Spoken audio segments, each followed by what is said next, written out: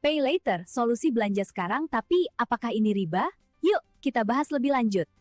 Di era digital, transaksi semakin mudah. Hanya dengan satu klik, barang yang diinginkan langsung diproses tanpa harus membayar saat itu juga. Fitur Pay Later menjadi solusi praktis bagi banyak remaja yang mulai aktif berbelanja online. Kemudahan ini sering dianggap aman dan wajar karena sudah menjadi bagian dari gaya hidup modern. Namun, sebagai seorang Muslim, setiap transaksi tidak hanya dinilai dari kemudahannya, tetapi juga dari kehalalan dan keberkahannya. Fikih muamalat mengajarkan bahwa setiap bentuk akad dan tambahan dalam transaksi harus diperhatikan dengan cermat. Dalam fikih muamalat, prinsip utama transaksi adalah keadilan dan kerelaan kedua belah pihak. Islam membolehkan jual beli selama tidak mengandung unsur riba, goror atau ketidakjelasan, dan kezaliman.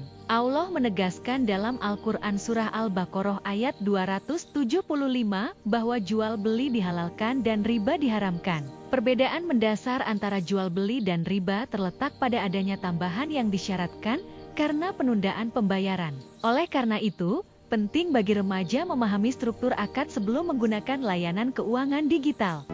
Lalu di mana masalahnya? Permasalahan muncul ketika terdapat tambahan pembayaran akibat penundaan waktu. Jika sejak awal sudah disyaratkan adanya bunga atau denda karena tempo pembayaran, maka tambahan tersebut berpotensi masuk kategori riba. Riba terjadi ketika ada keuntungan tambahan yang diambil dari pinjaman atau penundaan tanpa adanya transaksi real yang seimbang. Menjadi remaja yang cerdas bukan hanya soal nilai akademik, tetapi juga kecerdasan dalam mengambil keputusan finansial. Sikap hati-hati sebelum menyetujui akad merupakan bagian dari tanggung jawab sebagai Muslim. Jika suatu layanan mengandung tambahan bunga karena penundaan, maka lebih baik mencari alternatif yang lebih aman. Islam tidak melarang kemajuan teknologi, tetapi mengarahkan agar setiap inovasi tetap berada dalam koridor syariah. Kesadaran ini akan membentuk karakter disiplin, amanah, dan bertanggung jawab.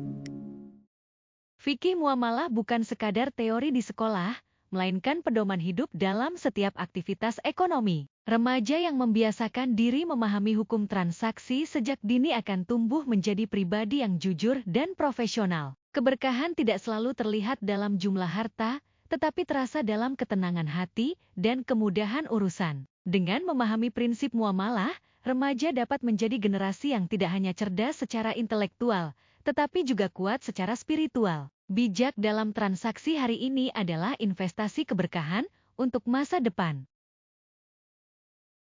Transaksi bijak hidup berkah. Lihat, semuanya jadi lebih mudah. Selamat datang di Muamalah Cerdas.